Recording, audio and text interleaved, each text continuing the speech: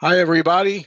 Welcome to again another episode of Talk More Talk, Solo Beatles video cast, where we talk about the careers of John, Paul, George, and Ringo after they broke up with the Beatles, and occasionally talk about Beatles goodness too when there's material coming out, which there is going to be. I'm sure we'll find out more about that in the news when we get to the news segment. I'm Joe Mayo. I have a channel on YouTube called Mean Mr. Mayo, where you probably know me best from. And we got an interesting topic here today, talking about the old 1-2, 1-2 punch with the solo career albums. And before we get to that, let's introduce the co-hosts that I'm involved with here. And of course, as we always do, I do a ladies first policy, so that's why I'm going to, introduce Tom first here. No, I'm just kidding. That just came to me. Oh, You're lucky No, I like you, okay. Joe. You're lucky I like you. Yeah, she is the queen of all Beatles media, the Sun Queen, as I've called her for short. Not in a while yet.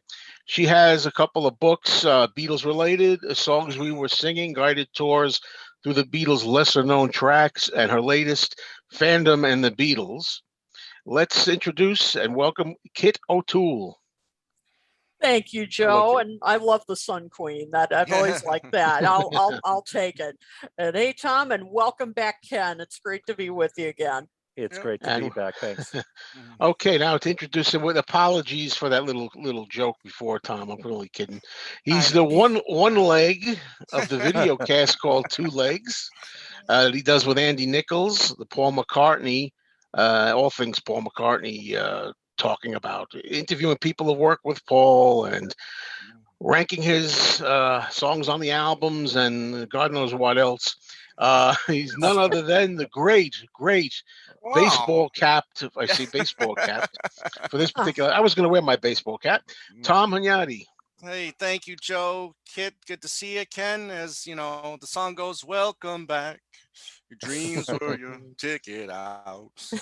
Welcome I'll bet back. John Sebastian's very happy that he wrote that song. Oh, I bet yeah. too. Uh, He's gotten a lot of use out of it. Yeah. Mm. yeah, a lot of commercials now and stuff Yeah. like that. Oh, and last but not least, we have our esteemed radio personality and syndicated show, Every Little Thing, Beatles, that of course you should know by now. And his podcast that he does, that I know is on YouTube and among other places, is Things We Said Today. And he's got a YouTube channel where he has a feature called Ken Michaels Radio, where he introduces all kinds of people. Here he is, Ken Michaels. Welcome, Hey. Ken. Hi, Hey. Joe. Hi, Kit. Hi, Tom. Hi, Hey. everybody out there in TV land. And You got one. it's great. It's great to be back. Yeah, we have to check off those honeymooners references. Hello there. All right, everybody. I know Gary Wilbur will like that, one of our Mm. regular viewers. Shout out All to right. Gary. Listen, we have a kind of a milestone here. We were hoping that we would get on this show to 1,000 subscribers, and thanks to all of you out there, we reached that milestone. We got 1,000, so over Yay. 1,000 subscribers now. So thank you everybody for that. Thank you. That's Thank nice to know. Thanks you. to all of you. We Yep. appreciate it. Couldn't Yep. do the show without you. Yep. Yes, and last show we had Al Sussman filling in. Love Al. It's great when he's here. But Ken's back because Ken wasn't able to make it last show. And just want to say that the topic we had discussed back then was the Ringo Starr Bad Boy album from 1978. And it was in our series called Another Listen, where we basically want to see if it's kind of like retained a reputation. And a lot of times, some of these albums at the time weren't so well received. And what did you think about it? Do you think it deserved it? Do you think it's better now, or did you always like it? Whatever. But Ken wasn't here to be able to offer his 2.5 cents, so he's here now. And Ken, why don't you just because we like to hear your feelings on the Bad Boy album and how it pertains to that topic of another listen, these days. How do you feel about it these days as compared to those days? Well, first of all, I think that you all did a great job covering the album, and a big thank you to Al Sussman for filling in for me. And it is always great to have Al on. Yep. And I liked the Bad Boy album from the very beginning. I still do. My feelings haven't changed at all. For the most part, anytime that I judge an album, it has more to do with, do I just simply enjoy it? It's not a comparison to the last album, or in this case, the Ringo album, or to the Beatles. When I listen to it, is it worth my time? And kind of like you, Joe, you said something in the show that I were completely in agreement. I like 9 of the 10 songs on Bad Boy. The only one I don't care for is his cover of Where Did Our Love Go, which I've often said is, one of the worst of all the recordings that he made in his solo career. But at the same time, if you think about it, I wish every single album I ever listened to, I liked all but one song. Mm. And I do think that you guys were kind of harsh on this album. There are a lot of things I didn't agree with, which you would expect of me. I would don't like to think I go was harsh on. over. I kind of felt kind of alone here. I was wishing you were here Well, the one to thing bail me out. I don't understand one thing about what you said, Joe, because you said you like 9 out of 10 songs, and then you gave it a rating of a 6. Mm. I Yeah. mean, Oh, yeah. Well, that's different. I don't go by how many songs necessarily. I don't know the overall feel of the songs too, the vibe of the songs. hmm, The vibe for me is a 6 or so. I got a little in trouble for saying 6 or 7 on a good day. People like 7, huh? uh-huh. But No, but yeah, I think yes, the that's album's gotten a bad reputation through the years, Mm. and I don't think that it deserves it. The thing I've said so many times is that solo Beatle albums go from good to great. Every single one of them has worthwhile material on it. Mm. And while, as far as I'm concerned, the Ringo album that he made in 1973 is obviously one of his best albums, and I don't think he made another great album until Time Takes Time. Mm. But Yeah. at the same time, I don't think the albums that he made in the late 70s, Ringo's Rotogravure, Ringo the Fourth, and Bad Boy, are worse than Goodnight Vienna. I think they're all kind of equal in a way.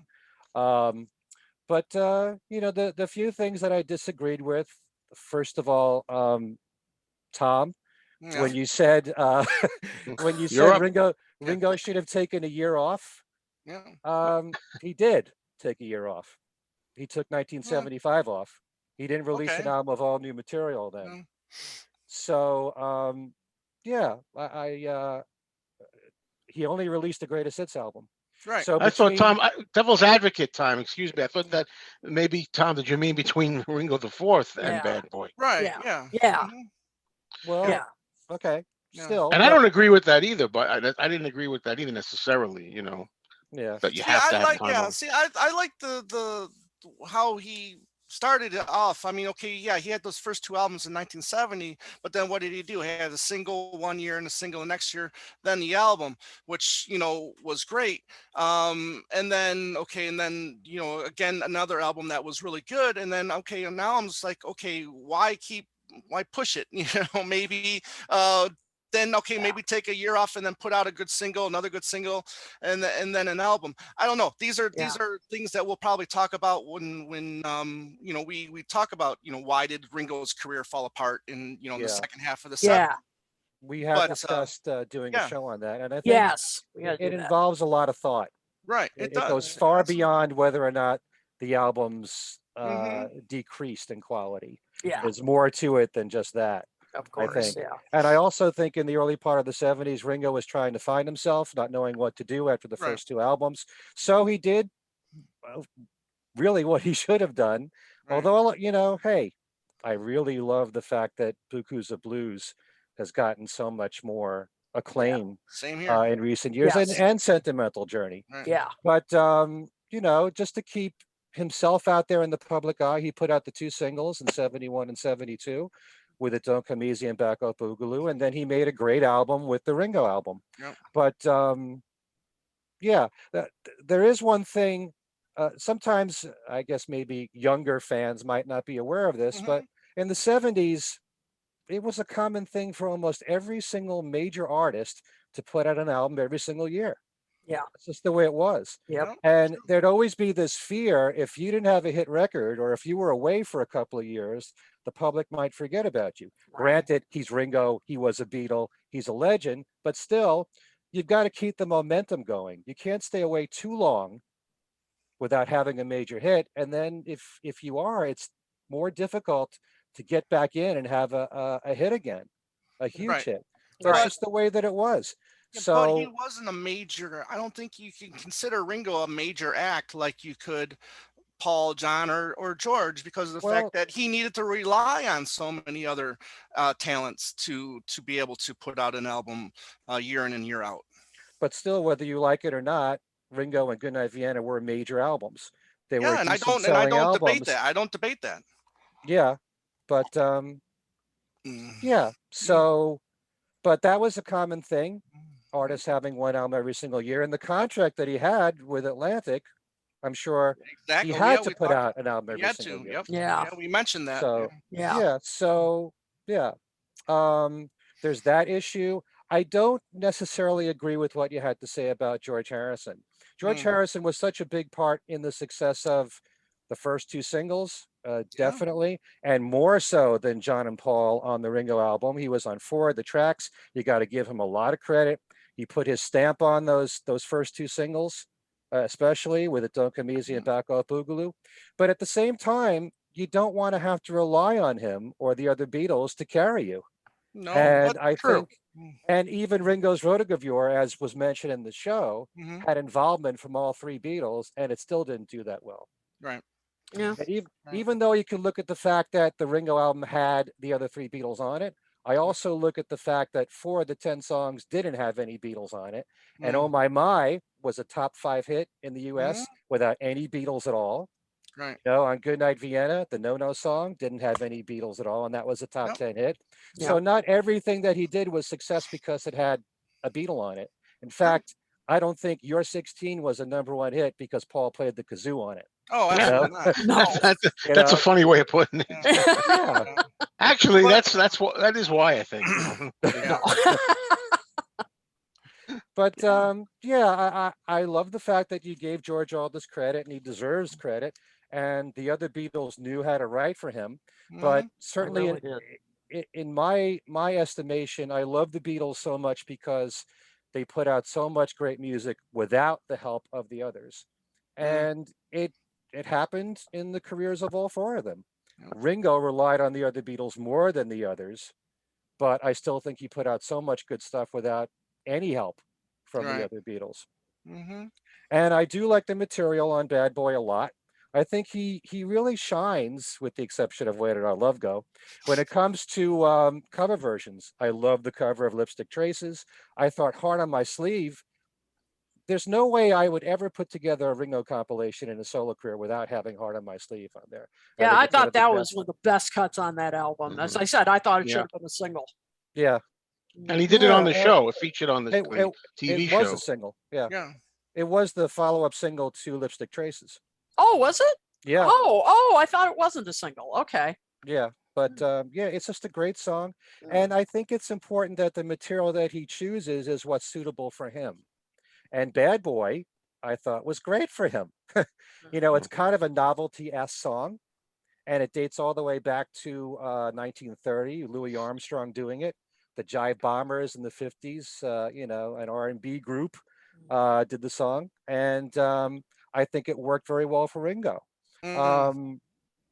I disagree with one thing that you had said, Kit, about, and believe me, Oh, I my don't turn. like, I I no, tell you, I don't. I think somebody out there is listening. I won't say his name, but he's taking notes right now. I know it. Where Did Our Love Go is the only really big mistake on this album, but I think the reason why it didn't work, you had said it's such an iconic song and everything. Iconic has nothing to do with it. The whole Mhm. Beatles catalog is loaded with iconic songs, and there's lots of great covers of Beatles songs. No, I sure. just don't think it was a song that really worked for Ringo. And I can't picture him, you know, going baby, baby. It was Well, he did wrong. it. He I did it. know, but He it did manage to just do it. the No, it arrangement was was wrong. really was really kind of bad. Bad. Yeah, it Really wasn't bad. wasn't his finest hour. But my one song that I'm not so keen on when I say 9 out of 10 was Monkey See, Monkey Do. Oh, And it's I Yeah. not love that horrible, one. but it's just not my Oh. it's not my As favorite. a My Michael favorite. Franks fan, no. No, Uh-huh. no, no, no, no. Well, I treasure that recording. I love it a lot. It was a favorite of mine all these years playing it on the radio. I think it's a great arrangement. Ringo, I think, works very well when it comes to having brass on his songs. And in particular, that particular arrangement, I think it really worked it a might lot. be Old Timer Lovin'. Wait a minute, I'm getting mixed up now. That's the one, maybe. Uh, Old Yeah, Timer that was Lovin'. not. Yeah, old That timer might be loving. the one. Uh, Monkey See, Monkey Do. And I'm not just saying it because Ken said it. Okay, because I'll disagree with him on something right now that I've been biting in here for the last 5 minutes or so. Is that Uh-oh. when it comes to the Beatles, I'm with you as far as the Beatles albums and songs, good to great. When it comes to solo albums, poor to great for me. Mm. Yeah. There's only a few So, poor for me. indeed. So There we you go. disagree. Okay, But that's what makes the world Long, go round. long and winding road. Long and winding road. um, Is moderator supposed to keep things on track or what? Hey, just Yeah, gotta throw in one comment in here. I just have to say it. Richard please do. Kotwicka added, George helped Ringo because he knew what it was to be the dark horse. Hey. Good hey, for Ringo. those two worked so well together. They did. They They That's- really really did. George knew how to And- write for him. And that's what I was trying to And stress. I mean, was the fact that their team their work together was done so well that why break that up. I understand maybe George is not always gonna have time for Ringo or whatnot, but then look again, a couple years later they have a top 40 hit with Rack My Brain, so that success there was King of Broken Hearts it was good, but it didn't do much. But no, by that time, nothing no, was going to do. Yeah. It's the fault yeah, of but I mean, it just barely cracked the top 40, racked my brain. I wouldn't still call top that a 40, major still a success. top 40. It's still something you should Yeah. acknowledge, a top Yeah. 40 single. Yeah. Yeah. But you don't want to reach a point where the only reason why people even care about a Ringo recording is because another Beatles on it. Agreed. You've got to No, make it on agreed. your own. You can't be Mhm. totally reliable on that. True. And so I do like just about every song on this album, as I said. So I find it really enjoyable. Monkey See, Monkey Do. What's funny about that? I really, all those years, I never heard the Michael Franks version. So I Mhm. listened to it on YouTube, and he's got that line in there. Every night we fuss and fight like Arabs and the Jews. Ain't no way Ringo singing those words. No. Right. Admittedly, that Yeah. line Yeah. didn't Right. age well. Right. Yeah, that line didn't age well. But Yeah, we don't want to just think of Ringo only because his songs are written by other Beatles or that he Yeah. has Beatle involvement. Oh, We no. want to think of Ringo albums because he was once a Beatle. But it's hard not to because of the fact that all those years, that's what he was doing in the Beatles, was singing Yeah. No, of course. songs that they wrote for him. By the Well, way, but then the other yes. thing, one of the great joys in following Ringo's career is to Right. see him develop as a Progress. songwriter. Agreed. That is a progression. And on the Yeah. Ringo the Fourth album, which a lot of people knock, he took the big plunge there and he co-wrote 6 of the 10 songs Mhm. on that album with Vinnie Poncia. And I like all but one of those. And Out on the streets. yep. I And, got them on one hand here, Ken. Out on the streets. Where did our love go? Angela. yeah, you know most of. Well, now I like Angela. So You did something good. It's a beautiful Yeah. melody, I think. but wait, before we Um, move on from this, I have to Yes. correct one brain fart. It was "Who Needs a Heart" that I thought should have been released as a single. That's the Was that one. on a B? Was that on a B side or something? I don't know. I think I'm it all mixed up. was. I have some of Yeah. those portrait singles, and I seem to I remember. forget. Yeah. So Ah. it should have been error an A side. So anyway, that was my I got you. so That would have was been a a heart good on my choice. sleeve. That was Yeah. released as a single. So Okay. excuse my But- brain fart. So anyway. Let me just sum this up by saying, because you mentioned "Who Needs a Heart," that's a song that I liked, and now I think is one of the most outstanding songs on the album. It's really grown on me a lot. Again, brass in the Mhm. song really works well, especially towards Yep. the end of the song. And I love Ringo's drumming on it too, especially towards the end. Hard Times, great rocker. You know, Yep. Yeah. it's. I love that performance in the Ringo Bad Boy special. You Yeah. know, with him doing that and Heart on My Sleeve, two Hmm. highlights of the album. I like Hmm. Tonight as a cover from the Small Faces. You know, if you like all but one song, it's an enjoyable album. So I would give it closer to like a 7.5 to an 8. Mm. That's my own, rating for that. But as I said, it all comes down to, is it worth your while to listen to this? And after several listens, I like just about everything that's on there Mm. for different reasons. And I think, with the exception of Where Did Our Love Go, is a pretty darn good record. Mm. So Fair. it's Well, not it's not the Ringo album. It's not Time Takes Time or his later albums, but it's still worth listening to. okay, Ken. All We right. have no time for the news today, Okay, folks. fine. We can cut out That the was news. all our news time. No, we have actually. Ken's got a good amount of news, I believe, to cover, and it's big news. Big stories. Interesting news. Oh, Well, so So, much happened in the last 2 weeks. yep. There's two extremely big news announcements that happened in that time. One about All Things Must Pass, and the other about Get Back. So we'll start about the news that the documentary film Get Back on the Let It Be sessions, directed by Peter Jackson, will be shown on Disney Plus as a 3-part series, November 25th through the 27th, and it will be 6 hours long. What many fans have found upsetting is that along with that news is no news concerning a theatrical release. And for all this time, we've been given that the date would be the end of August. At the moment, nothing is being said for that. When nothing is said, it makes it somewhat difficult to say anything with confirmation. But most fans are interpreting this as though there will no longer be a theatrical All right. release. Why the change in plans is up in the air, and there's lots of speculation among fans. An excellent article in Vanity Fair has Peter Jackson saying that initially he didn't want to make this film based on what he had already seen in the original Let It Be. He didn't want to make a film about the breakup of the Beatles, but after watching all the footage he was given, he was waiting for it to go bad, but he found that he was continuously laughing.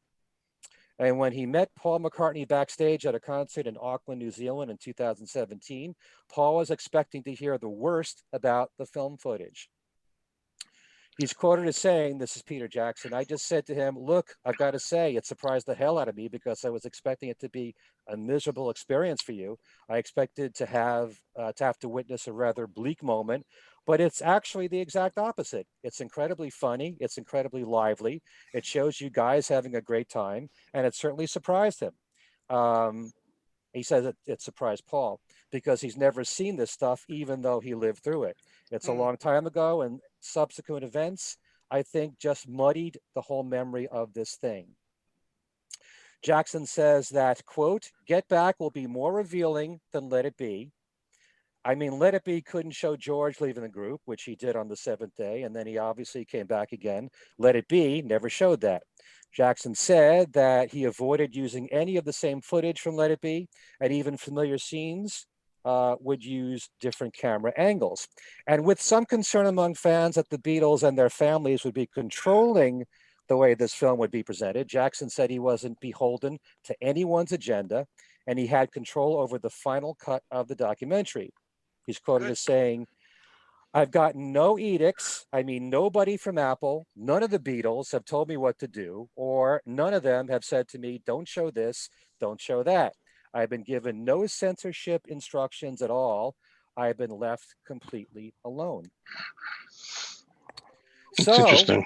with all that information, especially about the news that will be on Disney Plus, what do you guys have to say about that? What's your reaction? Well, I wonder. One thing I was thinking when you saying about how the Beatles have not really said anything as far as telling them what not to include or what to include. It makes you wonder then why they didn't have Let It Be out all this time. Then apparently there is some kind of feeling of like, look, let's we don't want to be portrayed in this kind of a light. I don't think. I think they were holding back Let It Be all this time because of that, or somebody was one of the members of the camp. We've heard all kinds of things. Who it was? Olivia, Mhm. Yoko, Paul. Although I don't think it was Paul. But yeah, so that's one interesting bit that as you were going through that Vanity Fair article, and I noted that Peter Jackson had said that. And it's great that he's going to do his own thing and he's going to have the final say. It's a little hard for me to really imagine that with that the Paul Camp, the Lennon estate, and also the Harrison estate, and Paul and Ringo aren't going to have anything to say about it. I mean, they don't care just to look at it first, the whole thing, and say, "Oh, I don't know, no final approval at all." That's bizarre. I mean, But it's not out yet though, so that's not no, I'm not. But on that note, if I may say, because I did the videos on this, and everybody says, "Oh, we get 6 hours. What are you griping about? We get 6 hours instead of whatever it would be, say 2 to 3, or something, 2.5, something like that." And I'm like, well, how do you know that in this case, just to be careful, that more isn't going to be less? I mean, because sometimes too much of a good thing, and we've all heard the albums, we've all heard some really lackluster, mediocre, endless kind of like jamming and boring film footage shots and things. Some of it's got to be a little lackluster. I trust that out of 56 hours, I'm pretty sure Peter Jackson's going to use the best stuff. He's not going to let us down, I'm sure, But I'm just saying, yeah, like we have to wait and see how it's going to be. And that includes, though, to see how great it's going to be, just as much as judging it's going to be bad. Either way, we don't know what it's going to be yet. Well, I don't know if I would ever consider 6 hours of Beatle footage to be boring. Right. I think if it's something that I've never, if it's something I haven't seen before, I'll be fascinated by it. How much of it I will watch repeatedly is another thing. But I do believe that probably the four of them have felt through the years that what happened during Let It Be, the film Let It Be, is really the account of that. And that's how it really was. And they've forgotten some of the fun that they had during those sessions. Right. So it's just like Peter Jackson said. Paul was expecting Peter to say, a lot of negative stuff, and it's very depressing and things like that. And in fact, it turned out to be in many ways the opposite.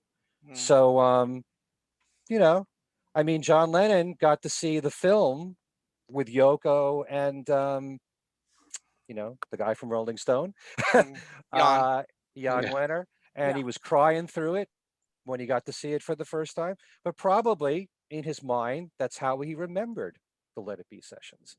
And I know George thought that it was very depressing. That's how he remembered it. There's always the rumors that he possibly was the one preventing Let It Be from being reissued all these years. So I think that's probably a good reason why it wasn't reissued, because of what the Beatles thought about that time. And Paul also believing that he was the bad guy through it, because that's what a lot of people were saying about him, that he was so dominating and at the time. So there could be a number of reasons why all these years it didn't come out. But they probably don't remember any of this other stuff that happened. And yet, for all that, you've got to remember, and again, this is so negative, I know, but the album was shelved. They went to Abbey Road instead. They couldn't face it. And also, George Martin said, I don't want to work with them anymore. And then he had to be begged to come back. So that, with all the fun and all the up stuff that, we forgot, it was really a lot of laughs and a lot of great times. And boy, we were wrong about that. History does show that for whatever reason, at the end of it, they weren't exactly too thrilled with the material and putting the album out, or George Martin having anything to do with another album. Okay, so you raise good points, but at the same time, the camera doesn't lie. Right. How you edit everything is a very big part of the whole process editing, of what you show and what you don't show. Right. But maybe, the way that we've been told this story about Let It Be is not totally accurate. It needs to be more balanced. So, and the other thing that's of course been discussed all week since this came out, and it's actually being discussed in the comments a little bit right now, is why is it not in theaters? Why streaming? I think part of it, well, of course, we're getting the bonus footage. Obviously, no theater is going to show this 6-hour film. Right. But the other thing too is, I have a feeling Apple did the math. I think they thought, streaming is obviously extremely popular right now. Partially because of COVID. Obviously, it's become even more popular since COVID, and maybe they thought not enough people would, maybe are not comfortable going back to the theater yet. But also, even though I know we're all huge fans, right? Everybody in the audience who's watching this, I mean, we'd all go. But would it be enough people to make that much money? I don't know. So maybe they thought that offering it as in streaming would reach a larger audience and they'd make more money. I mean, that's all I can figure. And why Disney Plus? A couple of people have asked that. I don't know all the ins and outs of the business negotiations. Contracted to distribute the film, I thought it was. Yeah, it was Disney from the beginning, right? Oh, was it? Oh, okay. Well, and Disney Plus has been extremely successful. I mean, it's, I'm not entirely surprised. And I mean, look what happened, with Hamilton. I mean, Hamilton has been, that was one of their first marquee releases, and that's done extremely well. So in a way, I'm not 100% surprised. A lot of people are saying, do you think there will be a DVD release eventually? I'm guessing yes. Yeah. How could there not? Because I guarantee you this. How can they not be? There's too much money, and I'll tell you, even if they were thinking of not doing a DVD release, a lot of people, shady people out there, are probably going to be putting out copies to buy. So you either put it out the right way with all your bonus footage and extras and stuff. Yep, and otherwise, it's going to be getting bootlegged. Right. Yeah, and that was one of my big concerns too, Joe, was Disney Plus, because they are not releasing their stuff out on physical media. And in case the point, Mandalorian, I mean, there's already had 2 seasons out of that show, and they haven't released any kind of physical media for that. So I was kind of worried about that. However, getting back to the theater aspect of it, they had a release date announced last year. Right. So they had to have had some kind of cut ready to go at some point, or close to being ready to go. So, I mean, I could, hopefully see that cut still maybe getting a small theatrical limited run. Look, 8 Days a Week did great and did really well in the theaters. We don't want to hopefully that they held it over too. Right. And you want to hope that they can strike gold again on that as well. I mean, obviously you want to, make as much money as you can. All parties want to make as much money as they can on this release. So I'm still hoping, because not much for the video aspect, but for the audio. I mean, I really want to hear that audio in a big theater with those surround sound speakers. Oh, you bet. Absolutely. And that's the main reason for me why I want to see in the theater. But I'm fine with the decision. Disney Plus, I was thinking about getting it anyways, because I'm a big Star Wars junkie, so I wanted to see the Mandalorian. So I'm kind of fine with it. But hey, 6 hours, yeah. That's like a pretty good 6 hours. If it's all going to be as much fun as in that montage, and then you got to think, count me in. The physical media aspect, and then you could put more stuff on there, like how they did with look, when the Beatles anthology was released on TV, it was you got 3 nights, right? Yeah. Right. Then it was released on DVD. You had 8 hours. Then VHS it was 8 hours. Then on DVD you got 10 hours. Yeah. So the bigger the space on whatever it is you're going to put it on, the more room you got. And then on Blu-ray, you can get even more stuff on it compared 24. Yeah. A month, 30 days. Yes, exactly. Get all 56 hours on there. Let's go. One thing I wanted to bring up about this is that one of my concerns was going to be like maybe, but I got better with this. At first, I was saying, I wanted the idea that new generations were going to be seated in the theaters and everything. And just like a rock band introduced a new generation and the one album and anthology. But then I was told by a lot of people in the comments to my videos, and it made sense. It said, trust me, a lot more young people may see this now for the result of this being on Disney Plus. And may make future fans out of them too. So that made me feel better about that. Yep, I do remember seeing a lot of young people in the theaters with 8 Days a Week. I'm sure they were introduced to the Beatles with their parents there watching the movie. But I don't see why you can't have a limited theatrical release for a week or 2 weeks. And bill it that way. And everyone that wants to see it, that can't wait until November, go and see it anyway. So you see 2 hours out of 6. Yeah. You're gonna watch it on Disney Plus or find a way to see that. And I also can't see how they can avoid a DVD and Blu-ray. Right. Well, the thing is, I don't think it'll come out. It may not come out before Christmas, which is a shame. Right. Yeah. Yep. And that's how they did it for 8 days a week. You get on your website, you put your zip code in, and then they'd show you the theaters that were playing it, and it was a Sure. limited Mm. run. You know. Yep. Right. And I think that a lot of people, what they really want to see most with the big screen and the state of the art sound is the rooftop performance. Absolutely. So That's what I want to see in a theater. Yes. Yeah. in a way, if you think about it, I mean, I don't think it's going to happen that they're going to put a 2-hour version out. But if you did, it probably that would be the draw. That you're going to get the rooftop concert on a big screen. That would be in there, I'm You sure. do it just like 8 days a week. You show the film, and then after that, you have the concert, just Right. like 8 days a week. Oh, And this could be a teaser for those people who may not be considering watching the 6-hour version. You know, Right. so. Yep. So Well. yeah. All right. All right. I told Whoa, you we're moving right show, along. just covering this and all things must pass is a show. That's All a right. show. That's a now show. now the dessert. What's the dessert, Ken? Dessert. I don't know. I mean, this and all things must pass. is everything $1,000. that- That's dessert. Eat Yeah. it. So there's also the archival release of All Things Must Pass, which is now coming out August 6th. You guys probably know all this stuff, but for those of you who may not know, there'll be many configurations like in all archival releases, including an Uber Deluxe box set, which will retail for $999. Not for anything, guys, but my birthday is coming up. I'm just letting you know. Be careful. Mhm. Along with that, there'll be an 8 LP Super Deluxe box set, a 5 CD plus 1 Blu-ray Super Deluxe set. That's the one I ordered. A 5 Yeah, LP, me too. 5 LP Deluxe, 3 CD Deluxe, a limited Peanuts. edition. Peanuts. What am I going to do with peanuts?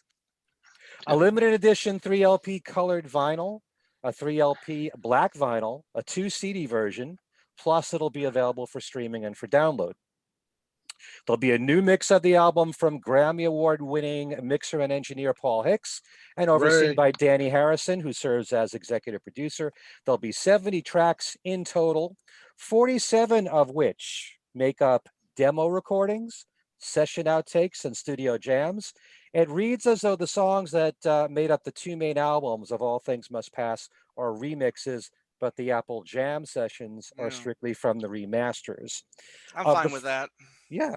Hmm. Of the 5 discs that make up the CDs, the first 2 contain the 2 main albums and the Apple Jam album. The 3rd and 4th discs are made up of demos.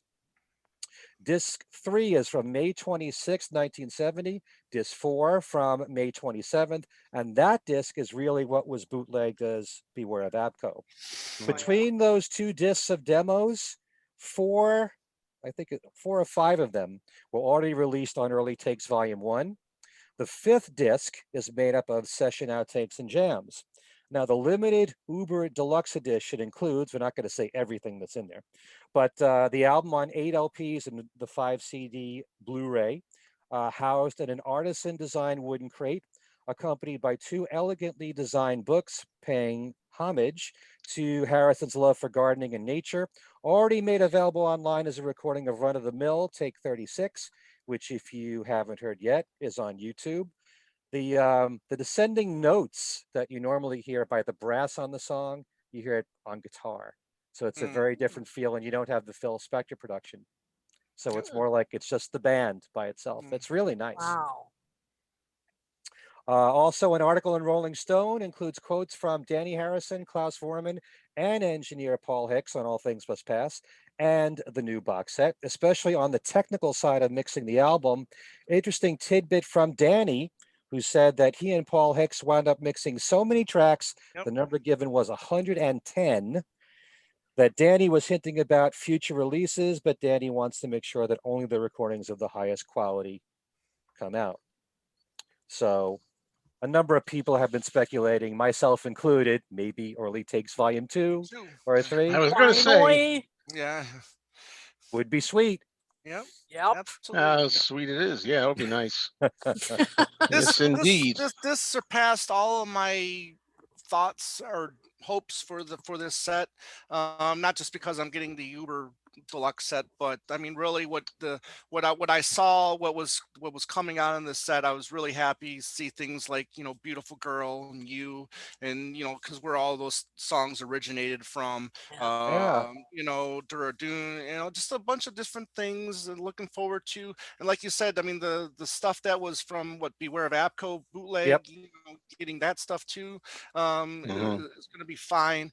And yeah, I'm really looking forward to it. Really happy with everything that they have on this release. No, no, you just want that bookmark that's taken from the Oh, Friar the Park Park tree. Tree. It's as we all mentioned. It's all about the no. It's all about the gnomes, really. It's all I about the know. gnomes. Gnomes, yeah, that's what Kit wants, those I gnomes. know. I I want want those them. gnomes. Who Oh, the doesn't want them? gnomes. Yeah, That, that is so tempting. But yeah, I can't wait to hear, you know, the demos, yep. the I mean, that's what I love about this stuff. The demos, the outtakes. I mean, come on. If you That's what I already, love. if you love Beware of Abco and you've Yeah, got a You whole do. other disc right. like Mhm. that, what a treasure that is. Oh But I yeah. did Yeah. notice, and actually one of our viewers, Tom Brennan, pointed this out to me, the song I Live for You, which was Mhm. a Oh yeah. great bonus track when All Things Must Pass came out, when it was remastered in 2000. Yep. You only get the demo of that Yes. on this box set. You don't get the finished studio version with the band, and I have no Hmm, understanding why that Hmm. is. It's a that's great weird. recording. Right. Should have been on Well, the original All Things Must Pass, as far as I'm I concerned. guess But it's a good thing I still got my 30th anniversary of All Things Must Pass. Then. Yeah, me too. yeah, So don't get rid of that set then. did I Nope. say 20th? Okay, I whatever. said no, I'm in 30th. Yeah, it is 30th. There it Yeah. is. 30th. Okay. Yeah. There. Yeah. Yeah. Mhm. If- I'll do this real fast because there's a whole bunch of interesting stuff that I think many of our viewers would want to know. News from the always excellent Beatles in Print, Together and Solo Facebook page. A new book is coming out from photographer Harry Benson titled Paul. There will be a limited edition run of just 600 copies, selling for €600. That's about $750. And after that, there'll be a trade edition. This comes from Taschen Bookstore from Germany. Also, our friend Jude Sutherland Kessler is continuing with her series of books on John Lennon. The latest, volume 5, is titled Shades of Life, but the book is expected to be 1,400 pages Wow. long. So she's releasing volume 5 in two parts, the first of which she is now taking orders for. Part 1 for Shades of Life will cover January 1st, 1965 through the mid-August of 65, when the Beatles leave the UK and get ready for their summer tour of the US. Part 2 will take it from there, and it takes you through the end of 1966 for the US tour at Candlestick Park.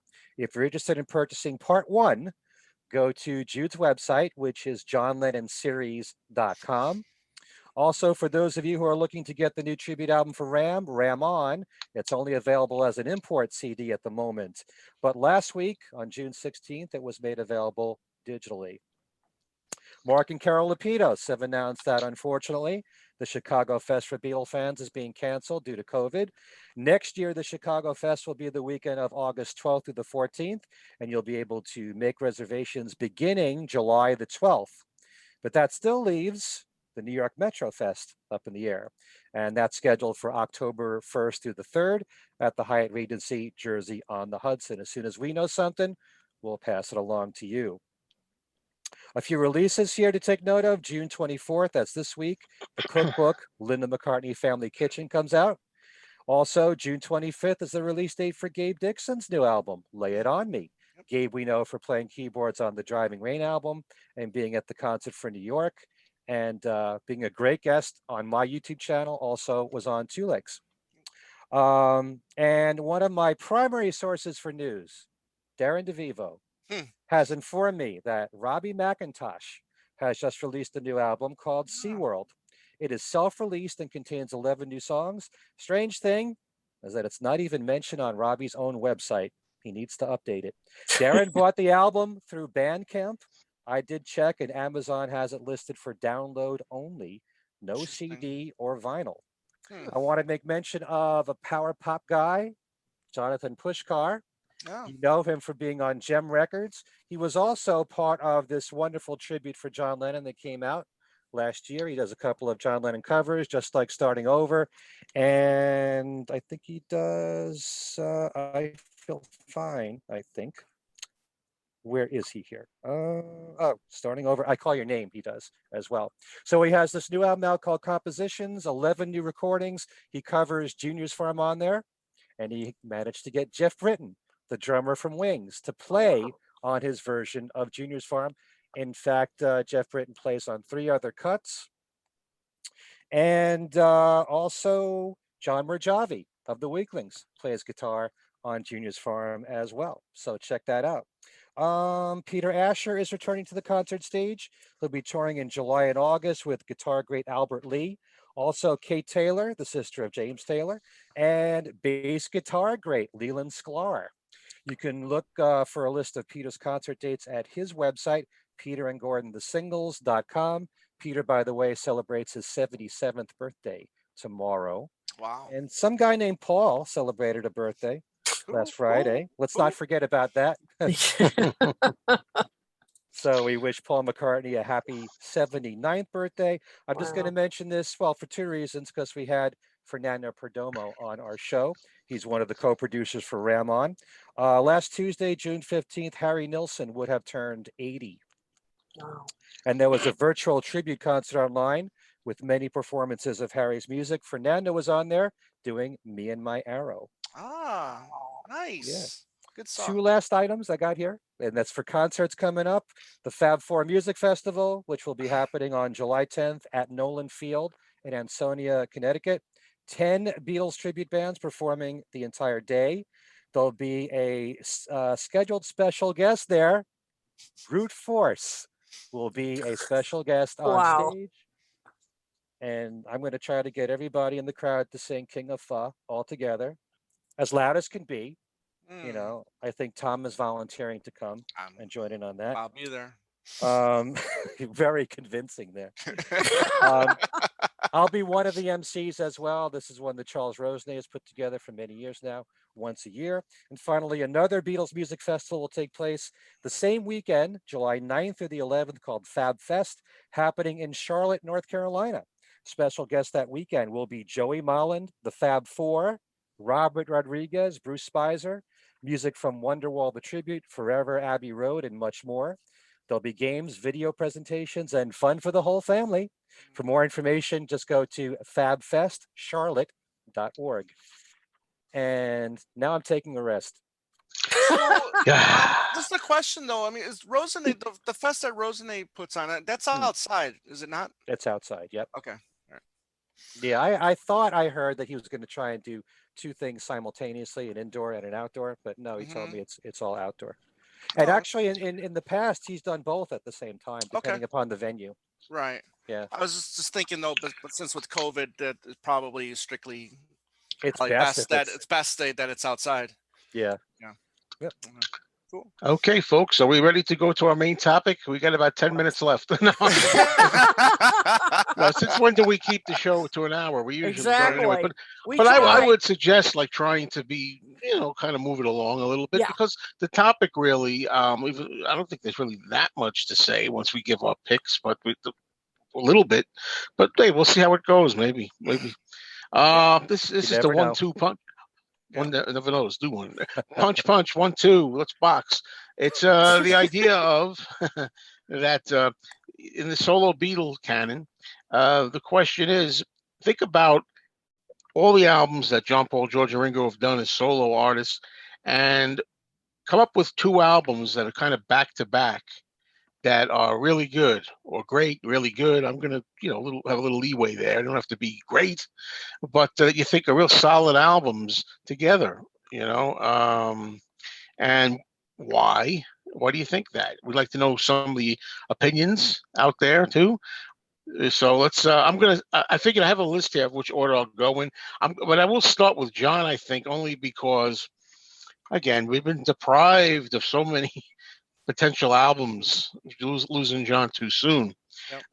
And I'm curious to hear, I have some ideas what I think you're going to say, of what you folks think are if you're going to put 2 albums back to back, 1-2 punch, what would you say and why?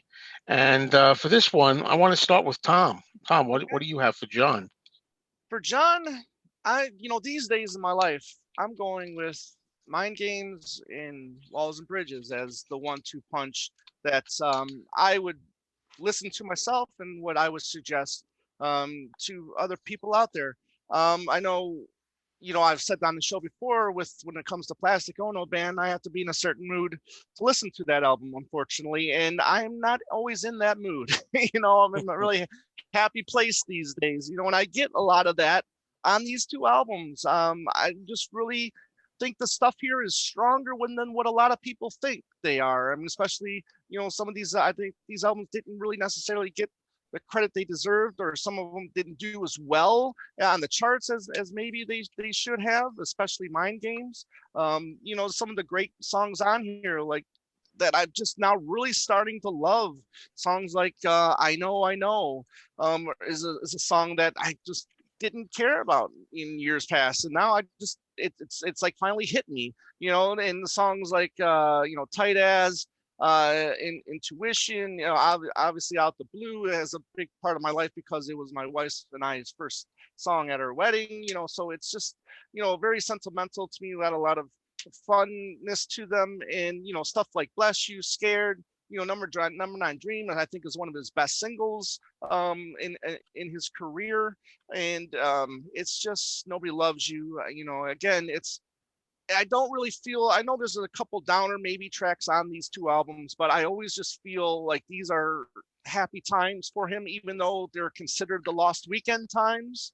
But I don't see that on these albums, really, to be honest with you. I'm just more or less excited and happy when I hear these albums. Okay, I appreciate that. Thank you very much. Kit, let's do you next. What do you pick for John? I know you love Walls and Bridges, as I do too. I know. I'm wondering. Yep. Well, I think, nobody will be that surprised with my picks. Of course, that would be Two Virgins and Life with the Lions. No, I'm just kidding. I knew it. I knew it. No. Yep. As much as those are bangers, I would say Good word. yeah, they're bangers. They're I would say Plastic Ono Band and Imagine. I mean, come on. Those are, I mean, as much, and I do love Walls and Bridges, but those two, what a 1-2 punch. And what's amazing about them is not only because they are such classics, but they're so different. I mean, it's almost amazing to think they're, the same person, the same producer, that you go from Plastic Ono Band, which is, minimalist, raw, and as you were saying, Tom, you have to kind of be in the right mood to listen to it. It can be a difficult listen, but, the brutal honesty of it is just unprecedented, and then you go to Imagine, which is it's still honest. I mean, you get a track like Crippled Inside, which is about as honest as it gets, or The Nastiness of How Do You Sleep, best diss track, one of the best diss tracks ever written, but it's in this lush production with the strings, and you also get songs of joy like Oh Yoko. I mean, it's just a beautiful album that still maintains its honesty, but it's and All My Love. And All My Love. I mean, exactly. I mean, what a beautiful love song where he's, declaring for the first time in my life, I really love someone. And I mean, so Jealous you get, Guy. Yeah, but then you get Jealous Guy where he's back to honesty, but it's in a different kind of, it's not quite that minimalist, raw kind of tone as on Plastic Ono Band. So you get these two sides of him back to back. It's just amazing to me that he recorded these two albums in pretty close proximity, same producer, and I just think that's monumental achievement. So those are my two albums. All right.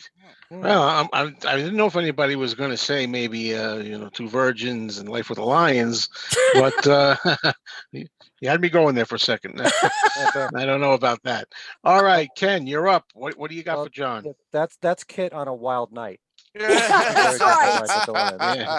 You Right, don't know the enough other rum side. punches. Couple run punches, yeah. Right. We got some videos that we recorded at Turks and Caicos with her working on those two albums. Yep. What are you talking about? Drinking doesn't affect me. I am actually going to go with the same two that Tom said. There's no doubt about it. Plastic Ono Band and Imagine are two classic albums, and I wouldn't argue with anyone that would say that they're two of his best albums. Yep. But I tend to go a lot with the albums that are underappreciated or not acknowledged as much. And you don't really hear anything from the Mind Games album on the radio except the title track. And for almost 40 years now, I've been pushing Mind Games on my radio show, and the album that is. And when it comes to ballads, I think I Know, and Out the Blue are two of the most outstanding of his solo career.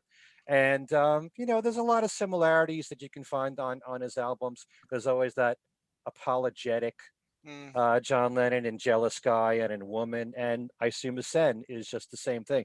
Very bluesy song, which is such a killer track, and I love the lead guitar solo from David Spinoza on there.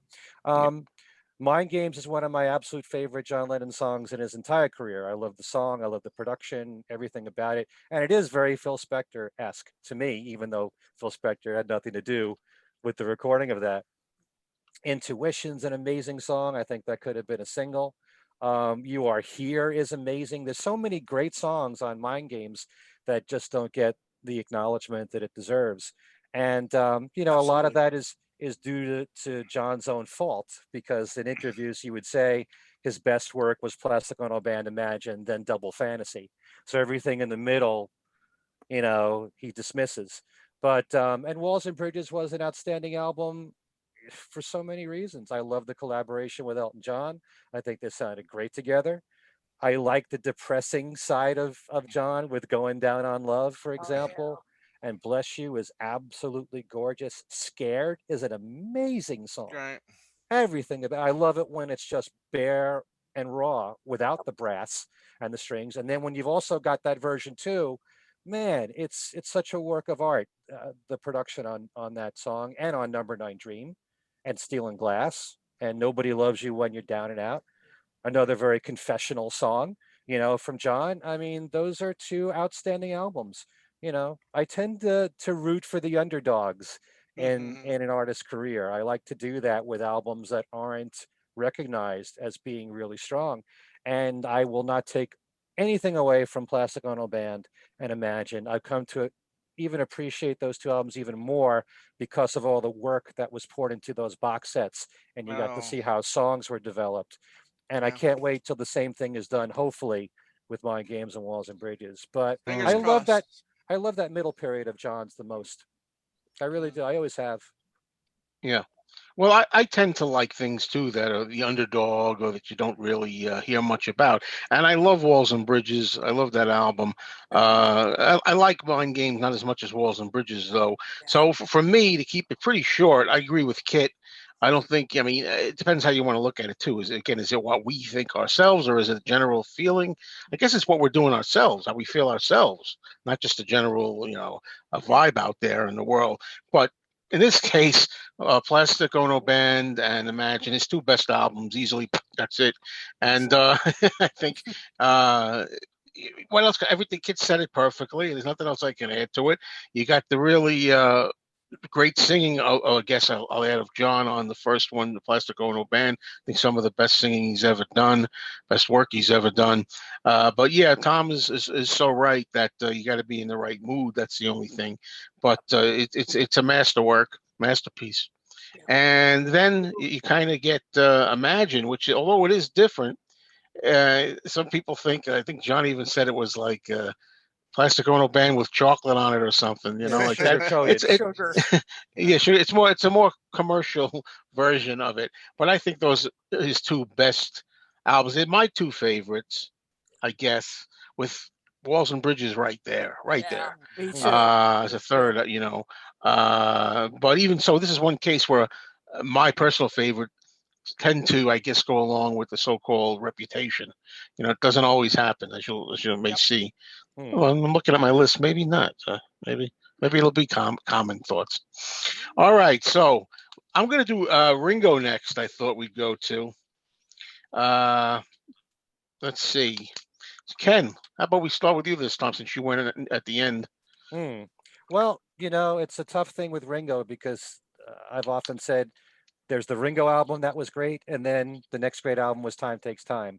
But my problem with Ringo is Time Takes Time and the next three Mark Hudson albums are all great. So if I had to pick two back to back, it's really tough.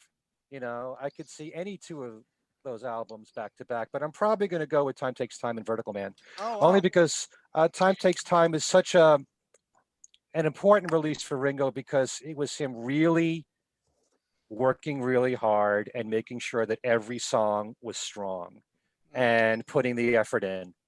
And we can argue in future shows whether or not you think Ringo really put enough effort on many of his albums prior to this, but I think we saw a whole new Ringo once Time Takes Time came out.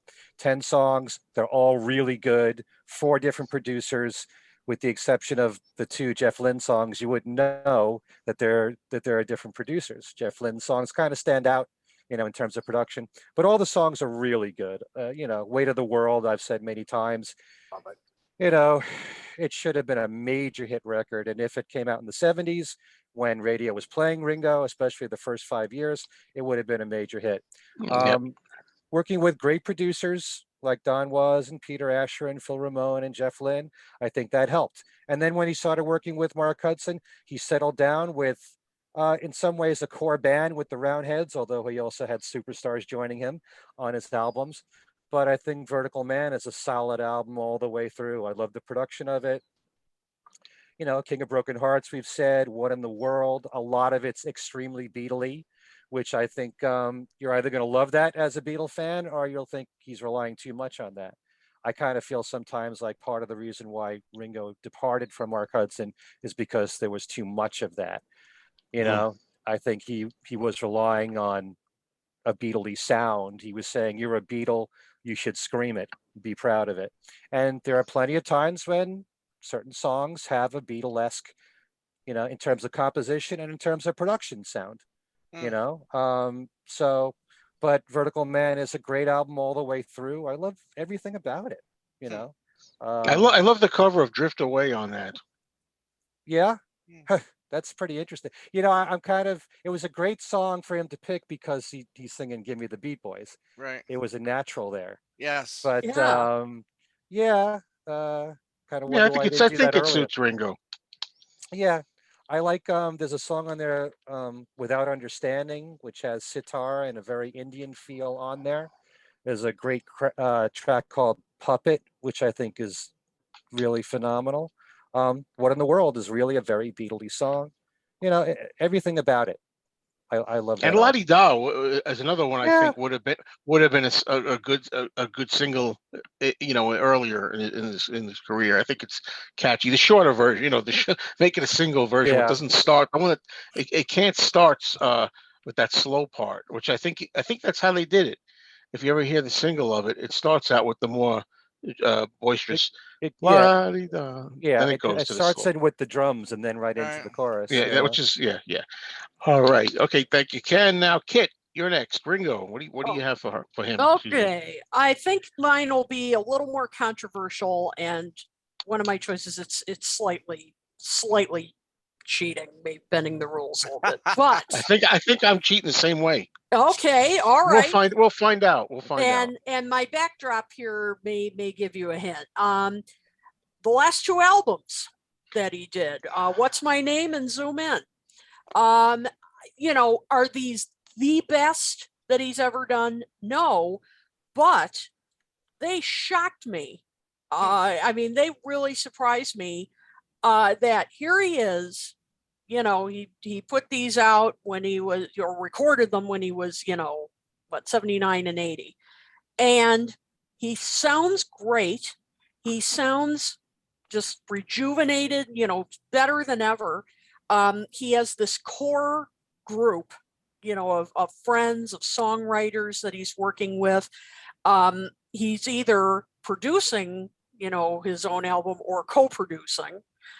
Is really taking, charge of his own albums more, and sounds great.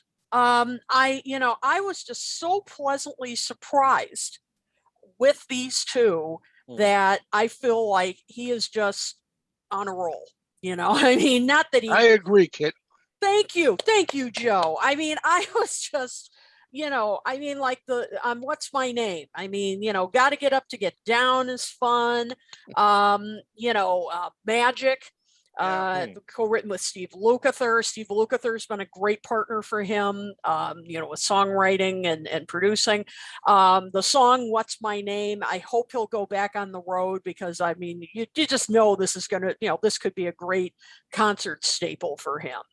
And then he, comes out with "Zoom In," which I know is an EP, but it's still, 5 songs, and they were all pretty strong. Here's to the Nights. I mean, he gets Diane Warren to write a song for him. Hey, I mean, that's pretty impressive. Great song for New Year's Eve. And I mean, really, that Ringo would record, I called it, I remember we did the show on it, the pandemic soundtrack album. I mean, it's wonderful. A lot of the songs have to do with coping with hard times, and cherishing your friends, cherishing, your life, and, appreciating life. I mean, it's just great. I mean, "Teach Me to Tango," what a fun song that was. I just think, to be, this time in his life, to have this kind of, renaissance is just so impressive. And I just love these 2 albums. And they were just such a pleasant surprise. Every word you just said is what I'm going to say. So it makes it so easy. That's what I picked. That's why I wouldn't even wait to go last, because it's fresh now. Everything you said, I agree with 100%. I had, it's funny, people were saying in advance, "Oh, Ringo's tough to do because he's not very consistent." Well, I had a lot of choices for him. I could have done Ringo and "Goodnight Vienna." I could have done "Time Takes Time" and "Vertical Man," which was another, which was my thought too. Ken. Me too. But ultimately, I said, and I had "Give More Love" and "What's My Name." I had, and finally I said, I'm going to surprise her. I'm going to cheat, and I'm going to do "Zoom In" if I can. And that's what you said. So that's mine. And I'm going to go with you now, Tom. What do you have? Well, I love what you guys did. I think that's great. But I'm going with the safe bet, and I'm going with the winner. With Ringo and "Goodnight Vienna." I mean, I'll be doing that. I'll be doing that soon with the safe Right. bet. Don't worry, Tom. Okay. I'll go. All right, fine. I literally think, this is now where it's not personal. It's just, I think these are his 2 best albums, and the albums that I go to the most when I'm listening to Ringo. I won't, we've said a lot about the Ringo album. It's more or less "Goodnight Vienna" that I think that still needs a little bit more, maybe reprisal or talking up, because it is a really good album. And, we've talked about how, he don't want him to rely on the other Beatles. Well, he really doesn't here, because we just got the one Lennon right here on this, and then the rest is covers. But then Ringo also has with Pontius and himself some co-writes as well. So, and some good stuff with Elton John. We all know "Snookeroo" is just a great song, and we talk about the horns, the brass, and then we got that with acapella, which I think is a great song. The "No No" song, and "Ooh Wee" is a great song. Ooh Wee, and then obviously "Only You Too." It was a major hit as well. But I mean, I guess, we talk about, why his career went down the hill. And I would say another factor about that would have to be Richard Perry, and the producer. I think he did a masterful job on Ringo and "Goodnight Vienna," and I think he deserves. I'm getting tongue tied here. There's a lot of credit for "Goodnight Vienna" because the fact that he didn't have the other three, or the other two, George and Paul, really on this album, but he, I think, worked well with Ringo, and he knew what Ringo could do. I think they picked some really good covers there, and I think it's a better album than what a lot of people think it is too. I know it's up there in the canon for Ringo, but I think it's just as good as Time Takes Time myself, and or some of his, or What's My Name. I think the songs are just as good. Well, I'll disagree with you on that, Yeah, but that's I don't respectfully, think I so, don't yeah. personally. yeah. I don't feel Goodnight Vienna is as consistent as Ringo, but maybe that's because Ringo was such a smash all the Yeah. way through. Hmm. I don't know, Mhm. Yeah. but the moments that I love on Goodnight Vienna, I really like. Yeah. Oh yeah, Mhm. Snookeroo is really one of his Bruce, best songs too, it's and one terrific. that I wish he'd do live. It Oh Yeah. fits yeah, so well that's as a my number live one song. pick. If I Yeah, could pick a track, that's the one. Yeah. yeah. Absolutely. All right, let's move on to Mr. Harrison, George Harrison, and let's go with Kit first for Mr. Harrison. What do you have, Kit? Oh, this was easy for me. These are his two mid to late 70s albums, 33 and a third, and George Wow. Harrison. Wow. I Wow. I loved I almost view these albums as sort of part one and part two because they have a similar sound. And I really felt like this was his, he, of course, came out with All Things Must Pass. And then, the albums after that were, kind of mixed with critics and all. And then he comes out with 33 and a third and, really starts rebounding in my view. I know Ken will kill me, but in my view, really started rebounding with just some fantastic material. On 33 and a 30, you've got funk. With a little funk with Woman Don't You Cry for Me. You've got humor with Crocker Box Palace. You've still got, his spirituality with Learning How to Love You. You've got R&B with Pure Smoky. I mean, there's just everything here. And he's a wonderful voice. He's got just a crack band behind him. And then just a few years later, you get George Harrison, and it's even better. I mean, come on. I mean, Love Comes to Everyone. I mean, that's just such a beautiful, upbeat kind of song. Then, I mean, two of my favorites, Here Comes the Moon and Blow Away, one of his best singles. Should have been a Hmm. bigger single, I think. I Yeah. agree. I agree. Should have been bigger than it was. And you can tell he was in a great place with Olivia, with songs like Dark Sweet Lady. I mean, just some beautiful love songs. His tribute to his love of Formula One. I mean, he's in this happy place. And again, great band backing him. So, they're similar in sound, but you just get this sense that George is in this, even though you've got your song or this song, excuse me, where he's, fighting back against the whole court case, obviously. But other than that, he's definitely in this happier place, and you just hear it on these two albums. I love them. And as I said, to me, they're like part one, part two. So those are my picks. Very cool. Very nice. Very nice. All right, Tom. How about you for George? Going with the winner once again. I just don't see how you can not pick these two albums. Personally, we're going to be talking more about All Things Must Pass here in August, but Living the Material World was one that it really took me a little while to get recognized as a really great album. Was not a big fan. I mean, I like Give Me Love, Give Me Peace on Earth. I just never really cared for his vocals on that song, but I've come to really appreciate that. I mean, all of the slower stuff, the more personal, spiritual stuff, I think is phenomenal on here. You got the Sue Me Sue You Blues, which has the connection. The single that should have been Don't Let Me Wait Too Long, I think is excellent. Be Here Now, Try Some, Buy Some. The the band again, you talked about the backing band that he had with on those other two albums. I mean, the band that played on this there were no slouches either. Oh no, with no, no. Nicky Hopkins, Gary Wright, Klaus Vormann, Keltner, Ringo, Jim Gordon, Jim Horn. I mean, so you got legends, playing as well, and I just really dig the style of music that he's doing there, and I really love the passion in his voice when you hear him sing certain songs on this album. It's just really moving, and Yeah. I just those are my two. It's such a beautiful, beautiful album, Living in the Material World. It's an album that every time we talk about it, it took me a while to really warm up to it. When I was younger, I didn't like it as much, but now it's such a great album. Now, that's going to lead me to Ken Michaels, but before I do, I'm really curious to see where he's going to go with this, because I know that he absolutely loves Living in the Material World. I think he said it's his favorite album. Yeah. Well, it's way up Of all there, that's for time. sure. And so I'm like, well, now what's he going to do? Is he going to go for All Things Must Pass and Living in the Material World? Is he good? Maybe he's going to be different, go for an underdog and put Living in the Material World and Dark Horse?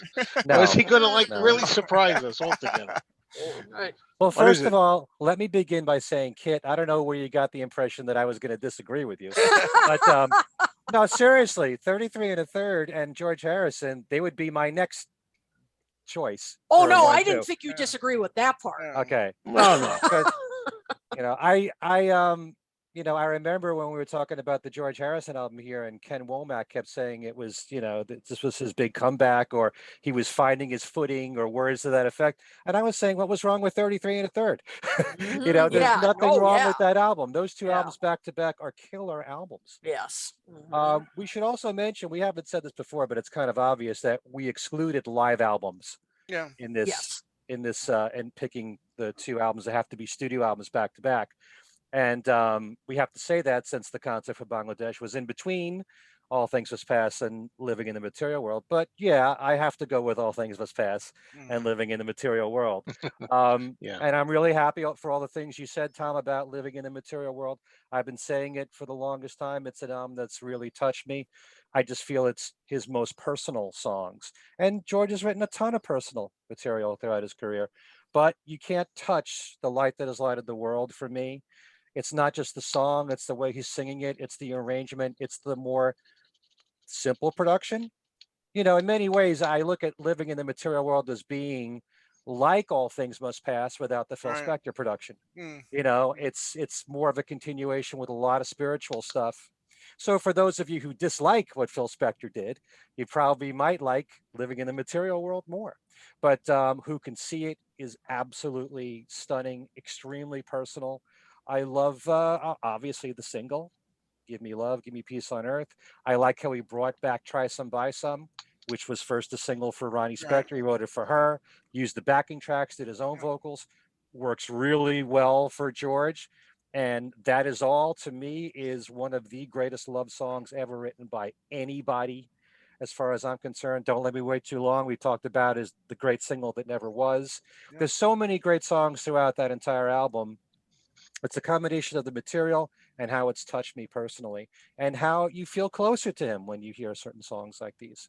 I've often said Living in the Material World is almost like, it could be like his Plastic Ono Band in that regard, for coming up with songs that are really meaningful to him, and how he feels about his status in the world, and how he loves people who accept him the way he is, that he's not just the same person that he was in the past. He's not just Beatle George, he's moved on. I love that about it. And at the same time, how can you argue with All Things Must Pass? It's such a masterpiece. So many great songs, one after another. To me, I've always thought that it's kind of flawless, with the exception of you don't really need two versions of Isn't It a Pity? I would have preferred, and don't get me wrong, I love the song Isn't It a Pity, but you could have put I Live for You in there all these years, and absolutely. it would have Yeah. worked just as well. Yeah. But and Apple Jam to me is all just a bonus to everything else. There's so many great songs all throughout All Things Must Pass, and it's far beyond just the songs that got the attention on the radio. It's more than My Sweet Lord and What Is Life and Isn't It a Pity and Wah Wah, and If Not for You, which is a great cover. I love Run of the Mill more than I ever have before. Me It's too. become one of my favorite songs. The Art of Dying is one of my favorite songs. I'm still not that big on I Dig Love. I love the drumming on it, which is so unique. It's almost like a gated sound that's put on the drums. It's very, very different. Um, yeah, but everything about All Things Must Pass is just so wonderful. How can you not go with those two? But then again, I'm all with you, Kit. 33 and a third and George Harrison are Yep, solid albums back Yeah, to how can 1-2 back. absolutely. punch. Yeah, Yeah. how can you not go with that yeah, 1-2 punch, right? How can you? yeah. That's right. I agree with you on, of course, 33 and a third and self-titled George Harrison album. That could work. I agree with you on that. I do think All Things Must Pass and Living in the Material World are the ultimate 1-2 punch for George. But I was going to go. That was the obvious one. I was going to go with that, but I had another one that's also cheating a little bit, and I'm wondering if if it would be allowed. Is the Uh-oh. Traveling Wilburys allowed as Not a really. George? It's not the same thing. Because if I was good, because to get out of the other thing, that's a period where Cloud Nine is a great album, I think. And also that's his comeback album, and that's also he's in great voice, and the songs and material are all great all the way through. And Jeff Lynne, I always said, gave him like a new life kind of thing, and he became successful. It had number one with the cover of "Got My Mind Set on You." And then if I was going to count the Traveling Wilburys in there, because it's mostly George's, more or less, I think, idea, more or less. That just follows that where he was on a roll.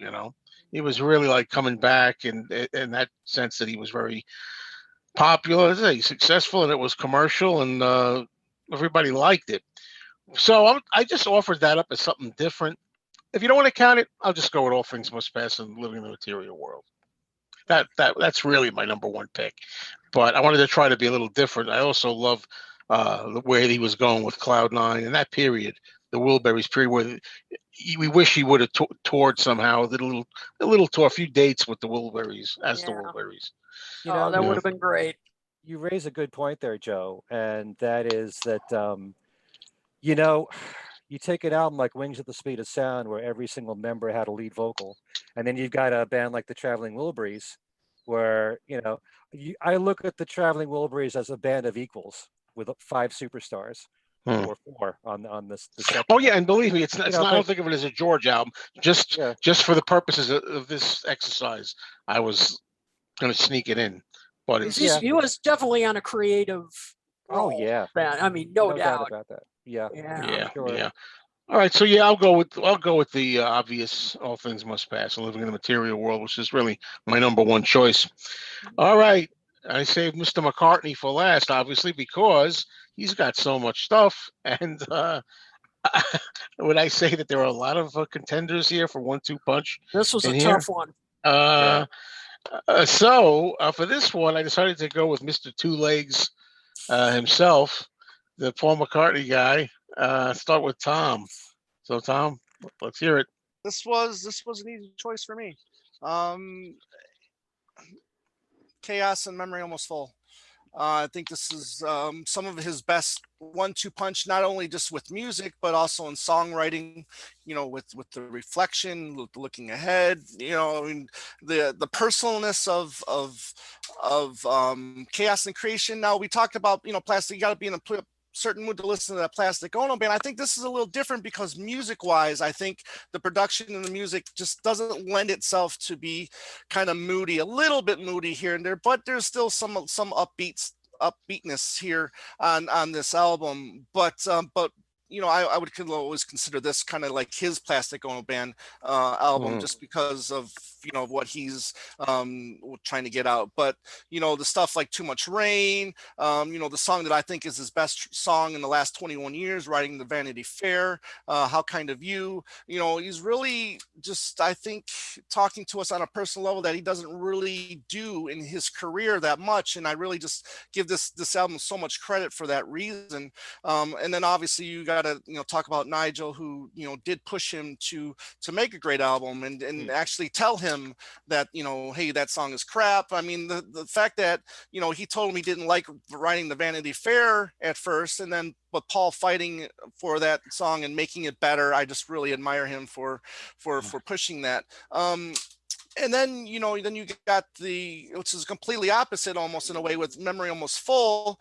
And it's more upbeat. And yeah, I mean, I complain about the loudness of the mix of this album, but again, I think these are the lyrics on here are just equally as good. I mean, especially when we talk about the end of the end, lyrically there, it's just so heart wrenching, and pulls at just pulls at your heartstrings. And then looking back with like vintage clothes, and that was me, and then the fun of like Dance Tonight, which is kind of simple, but not really lyric wise. And the House of Wax, I think is one of his most underrated songs that a lot of people, I think, are noticing more and more these years. I have. Yeah, exactly. And then yeah. So I really appreciate these two albums more and more the more I listen to them, and I think these are his best 1-2 punch right now for me, specifically lyrically. And Tom, I've always said the same thing. I think it's the closest, I think, Chaos and Creation of Paul trying to get. Well, I mean, not trying to, but it winds up being like Plastic Ono Band, the closest thing to John's, because it's more vulnerable. There's some pain in there. There's unhappiness in there and stuff like that. So it's a very strong album. So Yeah, I think so. I like your choices. Okay, Ken, you're up next. First of all, just want to say I'm so grateful that we have been saying quite often how great The End of the End is Yeah. as a Yes. song, and really everybody should recognize that as one of the greatest songs he's ever written. I need to ask the three of you a question because I didn't bring this up when we came up with this idea, but do you consider the Russian album a real album? Why not? Yeah, I guess. Yeah. Or is it just a side project that he did? Because the intent was just to release it in Russia. Right. So, It's a real so album, I suppose. but Yeah, it's a real album. that affects the outcome of what I'm picking.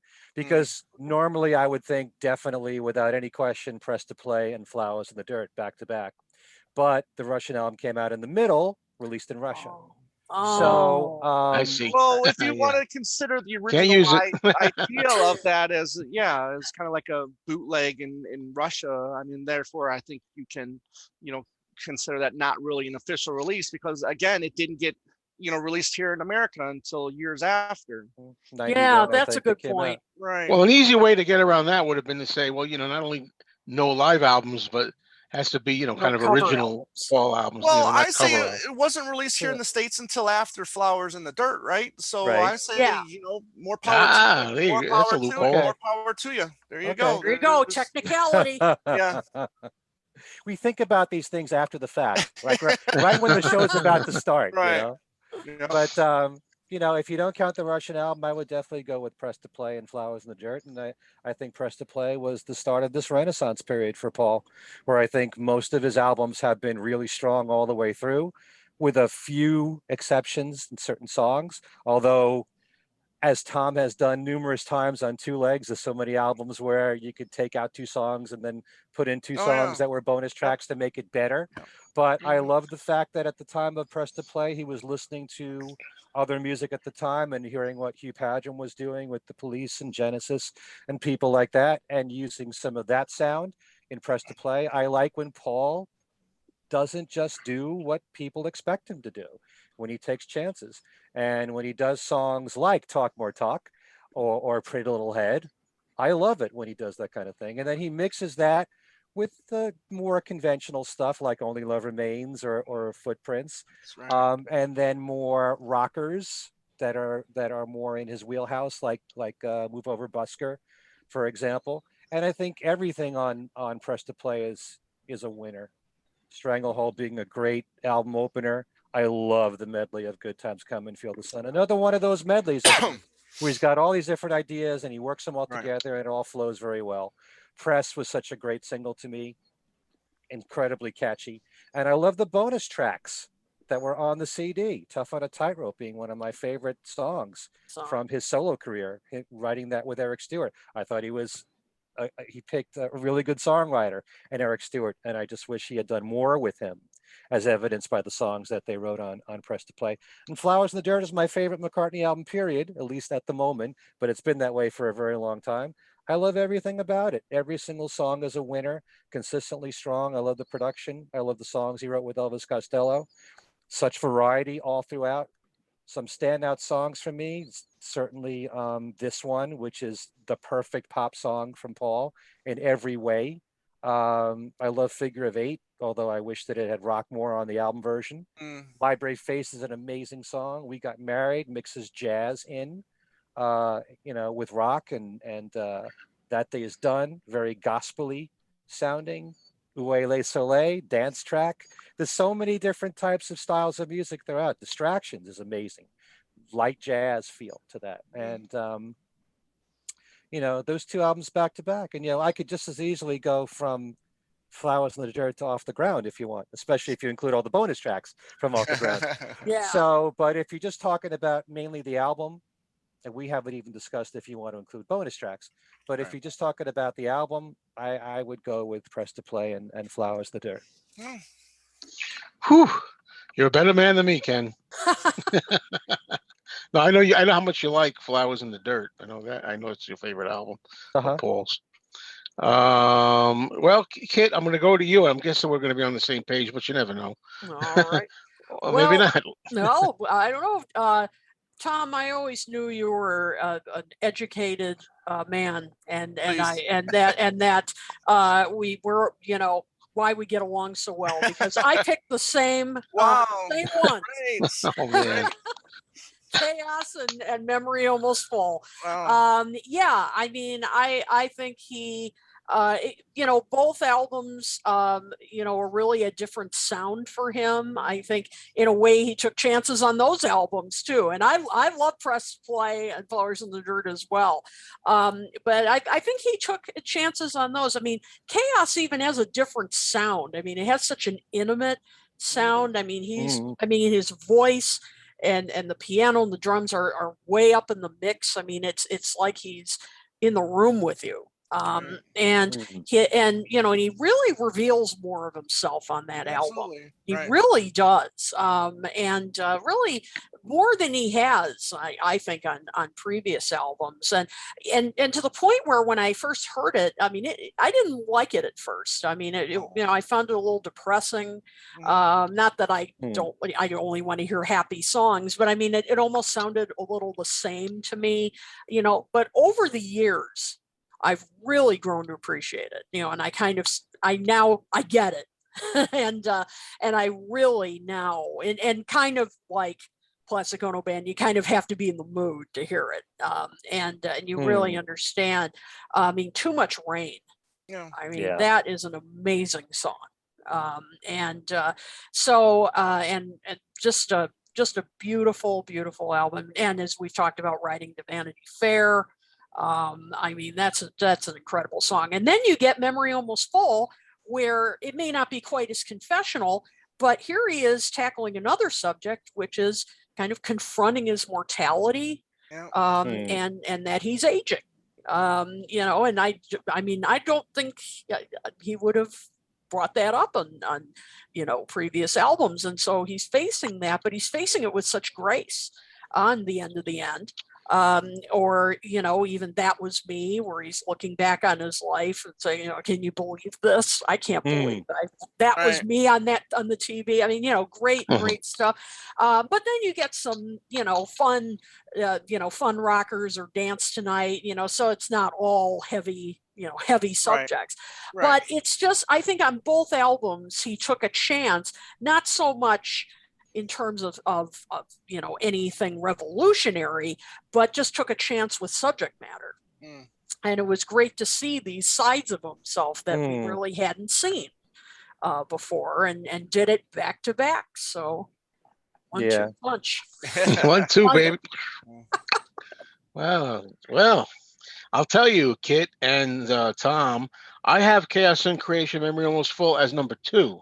Oh, number two, because I thought of that right away. But, all the things you've said, and I think Paul has been pretty consistent in recent times. Personally, Ken, I mean, for me, it's not around Flowers in the Dirt, although I still think of that as a kind of getting a lot better and coming back into form. For me, it's Flaming Pie till now, but. Okay. ultimately, come on, folks, come on. The 70s, Paul, when he ruled the world and with Elton John, Wings, come on. What do you think? I know it's like safe bet and everything, but Band on the Run and Venus and Mars. Yeah. If That's the Joe's best one-two pissed at punch, us. Right. you know? Joe, if you had said to me that you have to count the Russian album as a real album and you can't put Press to Play Yeah. and Flowers in the Dirt together, I would have said Band on the Run and Venus and Mars. Oh, thank you. Because I mean, I'm sitting here. I'm like, oh, it's okay to put All Things Must Pass, Live in the Material World, Ringo, Right. Goodnight Vienna. Well, back at you with Band on the Run of Venus and Mars. No, all kidding aside. I mean, no, what I think I pretty much said it in the beginning. Why I think that it's just, these days I love McCartney, Ram, Wildlife. Still not a Red Rose Speedway guy. I'm sorry, with some exceptions, but I do believe that in the time, people were like, "What's going on with Paul at the time?" Now we look at it as he was kind of working outside the box, right? Those early albums, and we love it. We love him for that. He didn't Mhm. just do what maybe was expected of him, or just very Beatle-y stuff necessarily. Although you could argue some stuff is here and there on Oh, Ram, maybe, Yeah. which I think Ram I possibly think is his best album now. For a long time, I've been thinking Ram. But if I'm going to put two together and be honest, I got to put those two. Band on the Run of Venus and Mars, because I think, and a lot of people think that Hmm. that's when he really, like, now you got it. You found with Band on the Run, you found it. Of course, now it's so played out. It's like, everybody, what's his best album? Band on the Run. People say all the time. So it gets like that, doesn't it? Sometimes, like It gets that repetition. way with every artist. It's that way. It Right. was Yeah, almost expected for so many years. You had to say Sgt. Pepper is the Beatles' best album. right. Now hardly anybody says Well, that it's this the best. this is true. It'll Mm. come around again probably, but And I've caught myself, and sometimes on my channel, if I'm occasionally every couple of years, I'm doing a recent like countdown of his albums in the sense of what's least to best for me at the moment. I tend to leave Band on the Run out a lot of the top 3 or 4. I think I'm doing that because of fatigue factor, that kind of thing, and to try to root for the underdog, as we say, and stuff like hmm, that. But if I'm Right. going to be honest, really, next time I do a list, that belongs in the top, or 1, 2, 3. I mean, uh, something like that. But yeah, I mean, that's when Paul was really, he was really a superstar again. And he did live beyond the Beatles and took it all with Wings, and wound up reinventing himself and being a superstar of the 70s again. And he was able to do it, beat the Beatles in a way, get past that. So that's why I picked Band on the Run and Venus and Mars. As much as I like Cast and Creation, Memory Almost Full, all the things you said, Kit and Tom, those really fit together nice as a 1-2 punch. Yep. So, and, well, it's really interesting. The reappraisal these days Mm. of Yeah. certain albums, and it's one of the reasons why I'm grateful that all these box sets come out, because now it isn't just Ram. A lot of people are looking at the pre-Band on the Run period from Oh. Paul and Yep. really appreciating it a lot more than they ever have yeah, before, Yeah. which makes yeah, me want everybody to appreciate everything else that hasn't been I never nearly seen. given. Yeah, I That never seen so many people say they love wildlife now than Yeah. yeah. I've since seen that. I've it's seen that. re and At Red Red, Rose I've seen some Speedway. Red yeah Rose and Speedway. I see, yeah. and I did see a little. I've seen some McCartney too. Yeah. Approval Absolutely. also. Yep. Yeah. So maybe Press to Play. Although I'm hearing a lot of approval for Press to Play now. Never mind if there was ever an archives or something, which I Right. know we need big Yep. time. That's my next choice. My next Yep. my number That's one right. choice You is Press got to it. Play. But So anything, any interesting comments? Maybe I don't want you to go too crazy, Kit. But if you happen to something catches your eye, All right. Let me skim here. put you on the spot. And Let's see. while you're looking, kids, someone did ask earlier if concert for Bangladesh was going to get the deluxe treatment, and to answer that, as we know, we reported here earlier, Ken did that. The Harrison estate said that they were going to be doing the concert for Bangladesh as well. With Hmm. there was an article that yeah, appeared in Rolling Stone before the yeah, pandemic. It was in February yep, last year, and it went through All Things Must Pass. It made it sound like it was going to go through Dark Horse, Right. and including something on the '74 tour. Yep. I didn't see anything about Extra Texture. I No. can't imagine them just stopping at Right. Dark Horse. Yeah. But I never did my rebuttal about Extra Texture. I gave you a chance with Bad Boy. But we'll save that for another. Next We're time. out of time here. We're out of time. Let's see. Ed Rising said would have done Off the Ground Flaming Pie with a few of the songs. With a few of the songs were placed on Off the Ground. Yeah, I think you said that. Yeah, too early, but Egypt Station and McCartney 3 has to be considered. I would consider New an Egypt Station. Yeah, I really wanted something to go with New. I don't know about Egypt Station, but what else are you going to put with it? Kisses on the Bottom. Mm-hmm. Yeah, I don't know. Let's see. Let me see if I could find it. Steve Sanderson, good friend of the show. Tough to choose a couple Paul albums because he's released great albums back to back to back to back to back to back. That was a tough one. That was a tough one. I mean that really was hard to pick. Let's see. Ed Crawford agrees with you. Well, kind of agrees with both you, Joe, and you, Ken. Said Press to Play and Flowers of the Dirt are great. I would still have to go safe with Band on the Run and Venus and Mars. So, Tony DeMeo, hello, Tony. Says Stranglehold is one of my favorite Paul McCartney songs ever. Ooh. Good. Right. That is a great song. I love that song too. Hudson. Hello, Hudson. Yeah. He says Back to the Egg and McCartney 2. I'm not surprised. I love Back to the Egg. Me and too. I'm fond of McCartney too, also because of where I was in my life then, but I had a hard time committing to that. It's interesting that Hudson, and I had Ethan on my YouTube channel, Ethan Alexanian. He loves McCartney too. Yep. So two young fans here are. I was going to say that has kind of a young following. I've noticed McCartney too. Huh. Mm-hmm. Bill Leary said we should have let you, Joe, have Traveling Wilburys. All right. Okay, we're mean. Let's see. Tom Brennan said, did anyone pick Cloud when we were first revealing George? Did anyone pick Cloud9 and Brainwashed? I thought about that. Yeah, so did I. Yeah. But I did too. That was a consideration. But that's really tough because you're dealing with two albums that were 15 years apart. Exactly. Yeah. Did anybody pick Somewhere in England and Gone Troppo? No. I wouldn't mind Gone Troppo and Cloud9 because I love Gone Troppo a lot. Yep. Let's see. For Ringo, Maria Lynn said Vertical Man and Ringo Rama. Okay. Yeah, I thought that was a possibility too. For I'm not as big on Ringo Rama as everybody else is, but I need to give that another. There's some songs I love off that, but I need to give the whole thing a reappraisal. Yep. Tony DeMeo said Ringo Rama and Choose Love. So, for that, and Tom Brennan said I'm going to be different and pick for Ringo. Pick Vertical Man, and I want to be Santa Claus.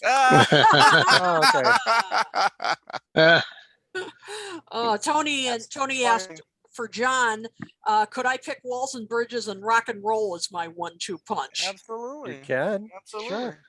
Sure. Absolutely. So a lot of different Ed Crawford said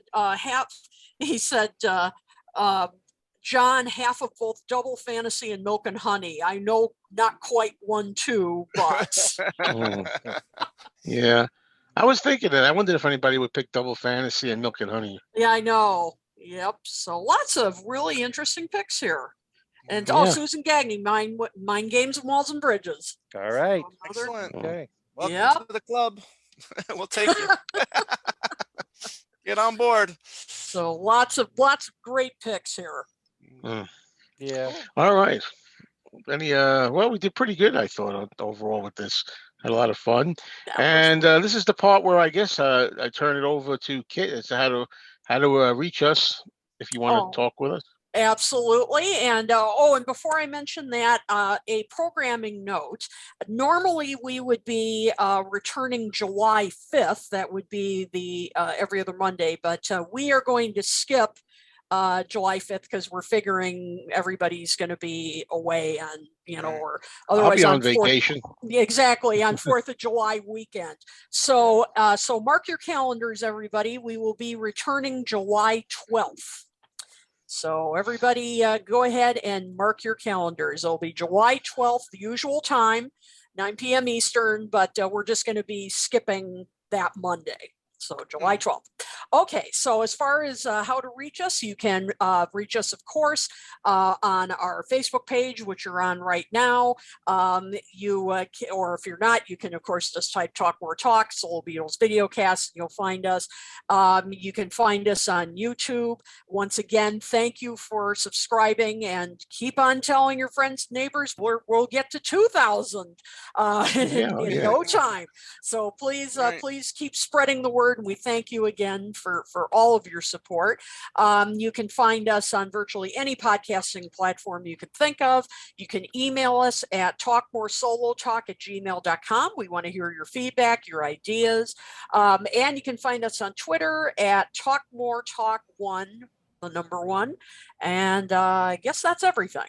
So that's everything except what you're up to and what we're going to be doing. So let's go around. Yep. Well, Kit, start with you. Okay. Well, just a couple of things. That July 7th, I'm going to be giving a free lecture through the Avalon Free Public Library on Motown in the 1970s. I did one on the 60s a couple of months ago, so this is the sequel. It's absolutely free, and did I mention it's free? And you can sign up, and I'll put the link once again on our page. It's going to be July 7th at 6 p.m. Eastern. So there'll be music, there'll be pictures, it'll be a lot of fun. So hope to see some familiar faces. And also the new issue of Beatle Fan just came out, and I have an article in it. It's a kind of a long article I'm really proud of about the Beatles and Motown and how they kind of interacted with each other, how they influenced each other. So if you're not a subscriber, go to beatlefan.com and you can find out how to sign up. There may be a version of it that will appear online in the future. I'm not 100% sure. I'll keep you posted on that. How many pages did Bill King give you? At least 2. On that article. So I'm not sure. Pretty good. It's a long one. So, but I'm really excited about it. I worked very hard on it. So, and don't forget, Ringo did "Where Did Our Love Go?" That's right. In the 70s. and it's also going to be his birthday, July 7th. That's right. That's absolutely. right. 81. And we love that cover. And he also did Money. He did Money. That's right. Another. Go. Yep, that's another right. Motown. That's right. So, and of course you can follow me on Facebook and all that and find out what I'm up to. So that's it. Okay, Tom, how about you? Well, busy as always in the two-leg world.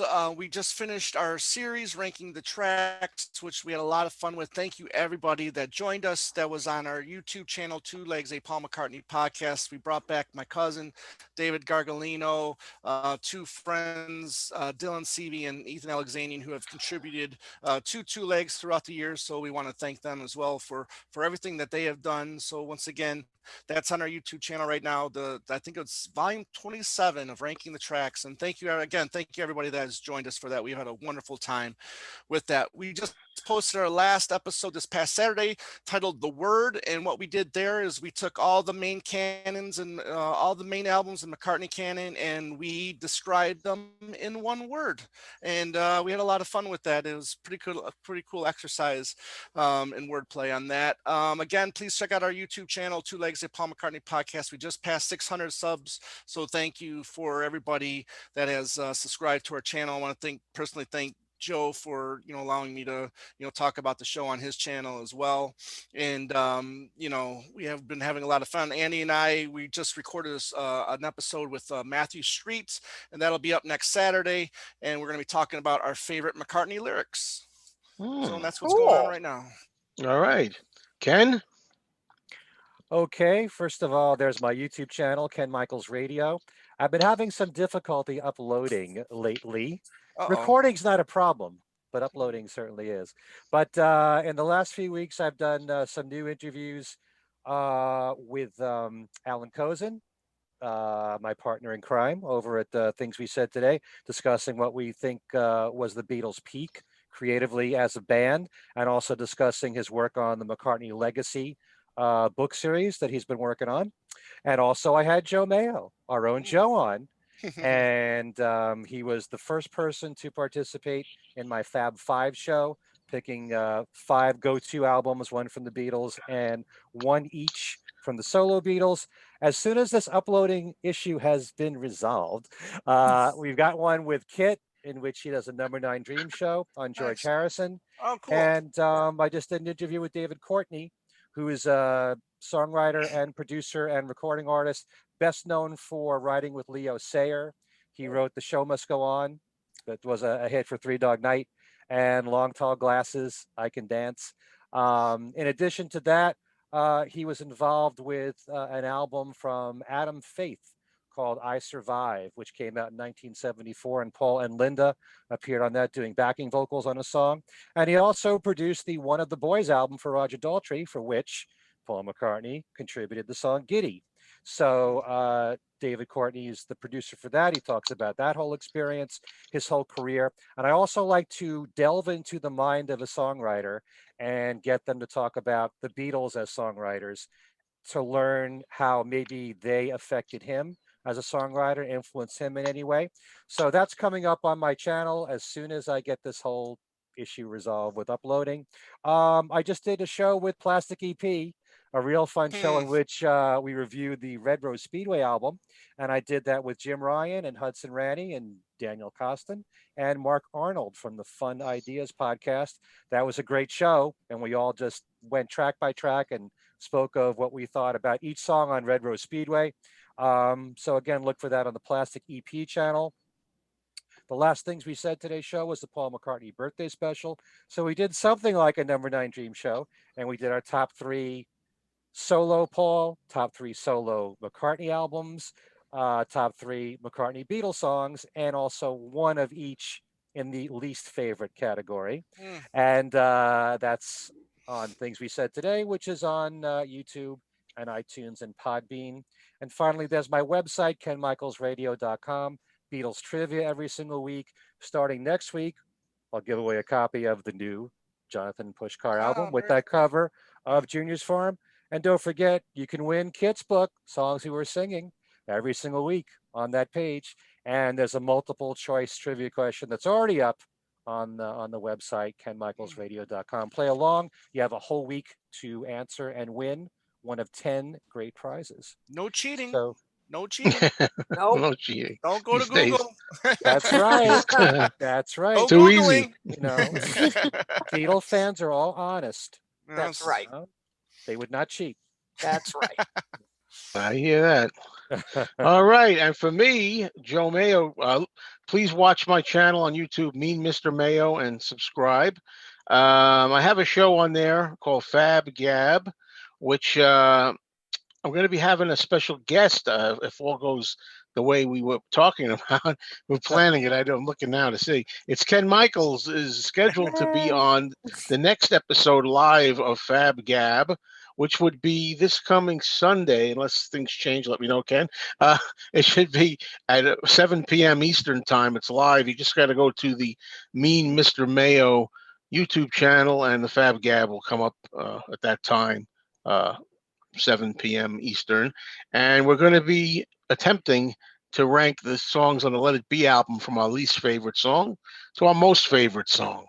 It's Wow. pretty So- obvious that Maggie May has got to be my favorite. Maybe it might be Dig It. Don't that's Dig It's no Yeah. slouch. Come on. That's no slouch, Ken. That song either. And I'm supposed to record a show with Sam Wiles for Paul or Nothing, which I was supposed to do it the other day, but you got the time mixed up. So we're going to shoot again for it later on in the week. All right. So Can I say one more thing? Since you mentioned One more Sam, thing, we got some Yeah. good that's it. time. I'm recording a show with Sam too. We're going to be reviewing Off the Ground. So Ah, we're doing that this weekend, I finally think. getting off the ground. Yeah. It's great. Yeah, and Oh.